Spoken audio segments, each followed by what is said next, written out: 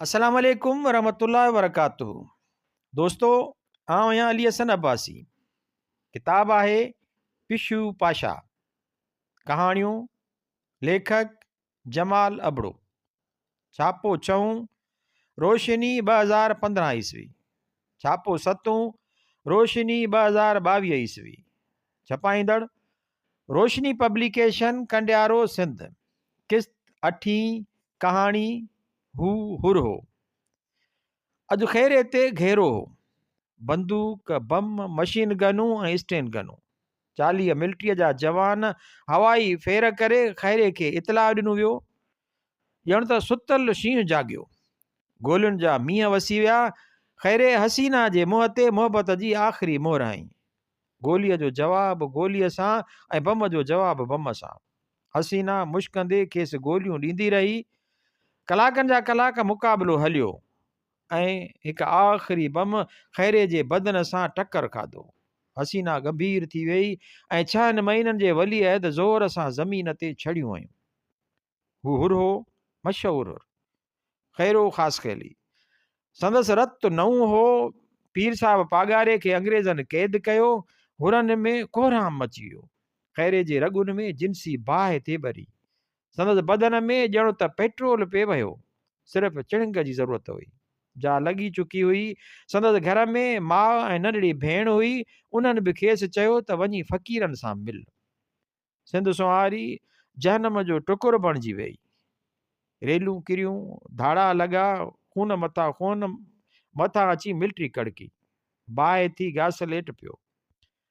खैरे जो वाहिणी मुंहुं फिरी हैबतनाक थी वियो।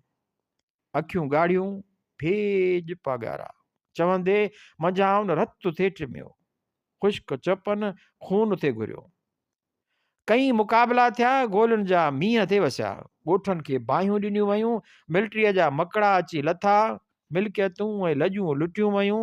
खैरे जी नंढड़ीअ भेण खे पुछियो वियो, भाणे किथे? मज़बूत जवाबु आयो, अधो मरी वियो। खेसि रूम मां चमाट लॻी ऐं वञी फ़हको कयईं। माणस खे मारियो वियो। पोड़ीअ नथे ॾसियो त संदसि पुट किथे हो। संदसि उघाड़े जिस्म मां गोलीअ खे पार कयो वियो। लोड़ा भरिजी विया। ज़ाइफ़ूं ऐं ॿार, मिलिट्री जवान, हिंदू सिख मथनि पहरेदार हुआ। अणपणेलियूं माहिरूं बणिजी वयूं। इख़लाक़ जो कमज़ोर जो थियो। पीर साईंअ जे फांसीअ जो अहवालु आयो। ईअं को थियणो हो। कंहिंखे एतबार कोन आयो। चयो उहे सभु अंग्रेज़नि जूं चालबाज़ियूं आहिनि। फ़क़ीर खे माठ करण वारा हुआ। ख़लीफ़नि खे ॿुधायो हो त पीर साईं संदन जनाज़े निमाज़ बि पढ़ी वियो हो। अंग्रेज़नि जो तॾो पटाईंदासूं, जासूसनि जा सिर लुणंदासूं। केई गिरफ़्तार थिया, केई मारिया विया। मुल्क में हैबत छांइजी वई। हैदराबाद मां मिलिट्री हुर वठियो पे वई। अड़े, ही त माण्हू आहिनि। हिकु हिरास मां चयो, केतिरा ई शींहं मुड़ुस मारिजी विया। सरदारनि मां हिकु खैरो न झलियो। तहरीक कुचलिजी वई ऐं हाणे हू रहज़ न थी पिया। शल न कंहिंजे पोयां पवनि, बुण ई नास करे छॾीनिसि। न्यापा हलंदा हुआ, फलाणीअ राति तुंहिंजा महिमान आहियूं, बसि ॿार बि न छॾींदसि। साल लंघे विया। खैरे मुल्क में ॾहका विझी छॾियो। केस ऐं कलूर करे छॾियाई। वॾेरा वड़ा घर वेठे ॾकंदा हुआ। पुलिस जो नक में दम अची वियो। खूननि पुठियां खून, धाड़े पुठियां धाड़ा। अकेले सिर पुलिस जे दस्तनि सां मुक़ाबिला कंदे निकिरी वेंदो हो। ज़ाहिर ज़हूर नारो हणी घेरे में काहे पवंदो हो ऐं पुलिस हटी खेसि जाइ ॾींदी हुई। चवनि था त गोली खेसि असर ई कोन कंदी हुई। ऐं आज़ादी आई। अंग्रेज़नि बिस्तरा गोल कया। पाकिस्तान थियो ऐं इस्लामी राज आयो। अजीब तब्दीली हुई। सभिनी ॿुधो थे ऐं मञियो थे। सम्झ गुम हुई। पंहिंजी हुकूमत जो आवाज़ दिलि ऐं दिमाग़ में घर कंदो थी वियो। खैरे खे बि थधाई अची वई। खून धाड़ा बंदि कयाई। खूनियुनि खे छंड कढणु लॻो। पर मजाल जो खैरे जो रोब खटिजे। अञा संदसि हुकुम हलंदो हो। 10,000 जी चिठी वेंदी त पूरा 10 खेसि घर वेठे मिलंदा।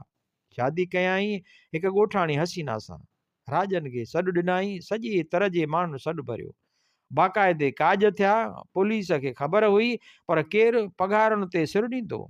शादी ख़ैर सां गुज़री। हिन दिलेर मुड़ुस में वॾी तब्दीली आई। फर्स्ट क्लास गाॾो रिज़र्व थियो। हिकु बारो बि शख़्स कराची ॾांहुं सफ़र कंदो नज़र न आयो। केरु चवंदो त हू मशहूरु धाड़ेल ख़ैरो ख़ासकेली हो। वॾनि वकीलनि सां संदसि मुलाक़ात थी। छा पेश पवण सबबि संदसि ॾोह माफ़ थी सघिया थे? होनी ऐं माफ़ी। पोड़नि कानूनदाननि पंहिंजे थकल मुंहं में गुंज आणे चयो, कानून में अहिड़ी का बि गुंजाइश कान्हे। क़ाइदो फिरी नथो सघे, ख़ुदा तौबा क़बूल करे सघे थो, सरकार न। अॼु ख़ैरे ते घेरो हो, बंदूक, बम, मशीन गनूं ऐं स्टैंड गनूं। 40 मिलिट्रीअ जा जवान हवाई फेर करे ख़ैरे खे इतला ॾिनो वियो। ॼण त सुतल शींहुं जाॻियो। गोलियुनि जा मींहं वसी विया। ख़ैरे हसीना जे मुंहं ते मोहबत जी आख़िरी मोहर आई। गोलीअ जो जवाबु गोलीअ सां ऐं बम जो जवाबु बम सां। हसीना मुश्कंदे खेसि गोलियूं ॾींदी रही। कलाकनि जा कलाक मुक़ाबिलो हलियो ऐं हिकु आख़िरी बम ख़ैरे जे बदन सां टकर खाधो। हसीना गंभीर थी वई ऐं 6 महीननि जे वलीअत ज़ोर सां ज़मीन ते छड़ियूं वयूं। हिकु पुलिस ऑफिसर ख़ैरे जो अहवालु ॿुधायो। पट खां 1.5 फुट मथे वेकिरी छाती, सीने ते गोलियुनि जा 2 पटा, राइफल कुल्हे में, बगल में पिस्तौल, कद पूरो पुनू, बदन मज़बूत, सनड़ियूं वटियल मुछूं ऐं घुंडीअ ते ॾाढ़ी, रंग जो ॻाढ़ो, निहायत शानदार, हिम्मत जो मुजस्मो, मर्दानगीअ मंझां उछलूं थिए ॾिनियूं। हज़ारनि संदसि मुंहुं ॾिठो, अख़बारुनि में सभु अहवाल आयो, मुल्क ठरी पियो। पुलिस खिली खिली हिक ॿिए खे मुबारकूं ॾिनियूं। मूंखे अलाए छो अफ़सोस थियो।